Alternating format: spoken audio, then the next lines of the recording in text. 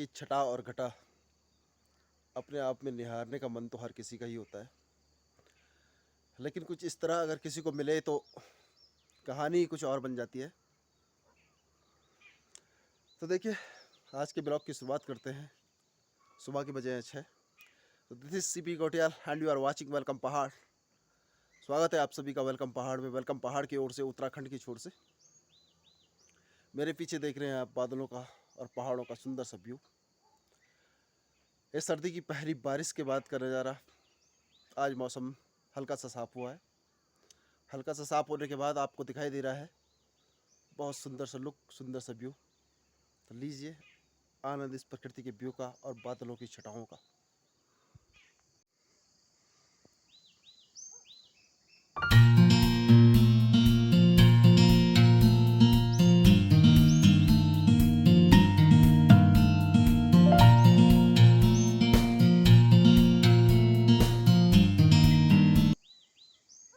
मेरे गांव का नाम है कन्याल गांव, जो टिहरी विधानसभा का सुदूरवर्ती गांव है। और इस गांव की एक खासियत है कि इसके सामने जो आपको एक नुकीली समोसाकार त्रिभुजाकार पर्वत दिख रहा है, ये इसके लेफ्ट हैंड में है और जिसका नाम है खैड़ पर्वत। इसके जस्ट पास जो अभी दिखाई नहीं देगा वो है सुरकंडा माता। खैड़ पर्वत के ऊपर जो है नवदुर्गा का मंदिर है। सामने है बृहद हिमालय, जिसकी चोटी हल्की हल्की दिखाई दे, जो बादलों से ढक चुकी है इस समय। और इसके जस्ट फ्रंट में अगर बात करें तो जस्ट फ्रंट में है माणिकनाथ गुरु गोरखनाथ जी के जिले गुरु माणिकनाथ। गुरु माणिकनाथ के बाद अगर सीधे सामने हम बात करते हैं तो पीछे है चंद्रवदनी का मंदिर, सिद्धपीठ माँ चंद्रवदनी। और इसके जस्ट बैक में अगर पीछे बात की जाए तो वहाँ पर है हुणकोट देवता।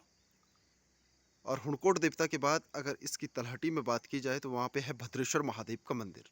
तो कुल मिलाकर अगर बात की जाए तो मेरा जो गांव है वो चारों ओर मंदिरों से घिरा हुआ है। सभी देवी देवताओं का आशीर्वाद इस पर पड़ा हुआ है।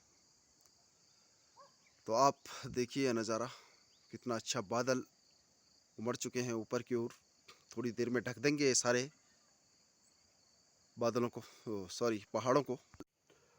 तो साथियों, मेरे सुबह के काम तो निपटा दिए हैं। अब जाना होगा मुझे थोड़ा मार्केट की तरफ, क्योंकि कल रात यहाँ पे पूरी रात भर लाइट नहीं थी और लाइट ना होने के कारण मोबाइल भी चार्ज नहीं है और बहुत सारी व्यवस्थाएं भी करनी है। तो उन व्यवस्थाओं के लिए थोड़ा सा मार्केट की तरफ तो निकलना ही होगा। बाकी सब आके करना पड़ेगा जितना भी काम बचा हुआ है। तो लेट अस गो। साथियों, रास्ते में मिला मुझे पेड़ और ये है जंगली फल, जिसको बोलते हैं घिंगारू। साइंटिफिक नेम क्या है मैं भूल चुका हूँ। अगर याद आएगा तो डिस्क्रिप्शन में आपको बता दूंगा क्या नाम है इसका। और इसे हम ऐसे ही खाते हैं। ये इम्यूनिटी बूस्टर होता है, बहुत ही अच्छा इम्यूनिटी बूस्टर। तो सोचा आप लोगों को बता दिया जाए, शायद आप लोगों ने कभी खाया हो जो पहाड़ों में रहते हो। ये इस तरह से ये लाल लाल होते हैं, जब ये पक जाता है और इसको यूँ निकाल के डायरेक्ट ये और ये बहुत टेस्टी स्वादिष्ट हल्का हल्का खट्टा। अभी मैं आ चुका हूँ घर। जो मैंने कहा था कि बैटरी बूटरी कुछ भी चार्ज नहीं थी, क्योंकि यहाँ पे लाइट नहीं थी। और मुझे धुलने हैं इतने सारे बर्तन। एक्चुअली बारिश की वजह से कुछ भी बर्तन मैं धुल नहीं पाया। और क्यों नहीं धुल पाया? क्योंकि अक्सर जब हम बाहर रहते हैं, शहरों में रहते हैं, तो वहाँ पे क्या होता है कि सिंक हुआ करता था और सिंक में आप अंदर बर्तन धुल सकते हैं। लेकिन गांव में ये व्यवस्था नहीं होती। गांव में एक स्पेशल व्यवस्था होती है, इसको बाहर ला के ही धुलना होता है।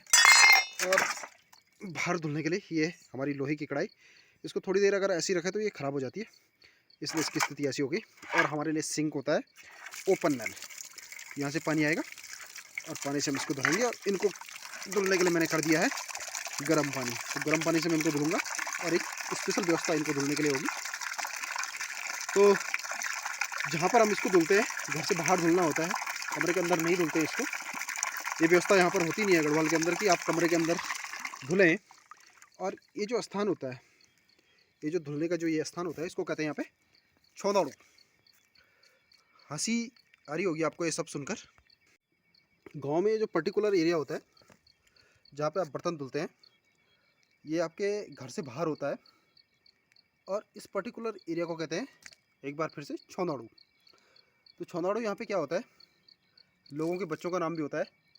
जब पुराने टाइम पे क्या किया जाता था कि बच्चों के नाम नहीं मिलते थे तो उनको सोनू, भादू, बैसाखू कुछ भी कहा जाता था। और इसी तरह यहाँ पे छौंदाड़ू नाम भी रखा जाता है।